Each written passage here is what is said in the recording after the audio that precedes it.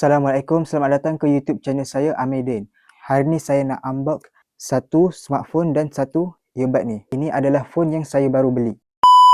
Okey, sebelum itu kalau anda semua nak tahu telefon Android yang saya guna sebelum ini adalah dari jenama LG. Phone ni saya beli dari 2021, sekarang dah lebih 5 tahun saya guna. Phone ni masih hidup, tapi kalau anda lihat memang dah barai teruk. Dengan skrin pecah, butang tercabut dan satu lagi dia dah tak support Android terbaru dan juga 5G. Jadi sebab itulah saya upgrade ke phone Infinix ni. Jom kita unboxing dua-dua benda ni. Ini adalah Infinix Note 50 Pro Plus 5G. Ini adalah AI Buds yang dia bagi free sekali. Kalau korang beli smartphone ni, dia akan bagi free sekali. Jom kita unbox. Korang boleh tengok spek-spek phone ni yang ada kat belakang ni. Boleh pause. Jom kita buka. Bismillahirrahmanirrahim. Infinix IO. Jom kita tengok apa yang ada kat dalam ni. Okey, SVVIP card, buku manual, screen protector dan juga casing. Okey geng, ini adalah phone tersebut. Sebelum itu jom kita tengok apa yang ada kat dalam ni. Ini adalah kepala pengecasan 100 watt dan ini adalah kabel USB-C to USB-C. Inilah phone dia, dah terbuka geng, cantik geng. Okey, ini korang boleh tengok design luaran dia. Memang sedap. Dia macam ada tekstur macam tu.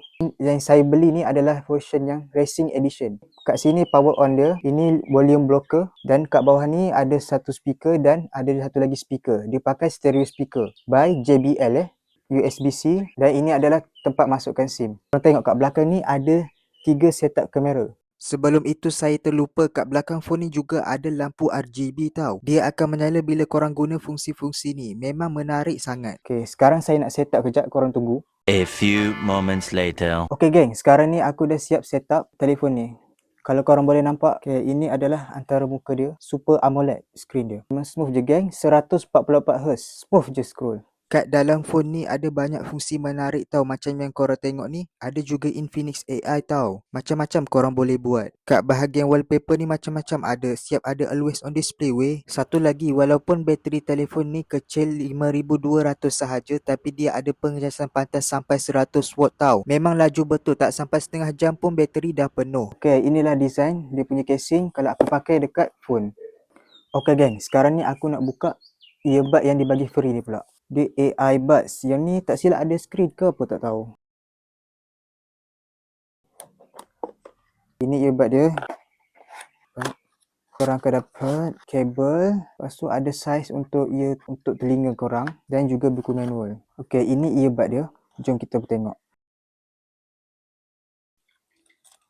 Ada skrin geng. Ada skrin kat sini. Macam inilah dia punya rekaan earbud dia. Korang boleh tengok.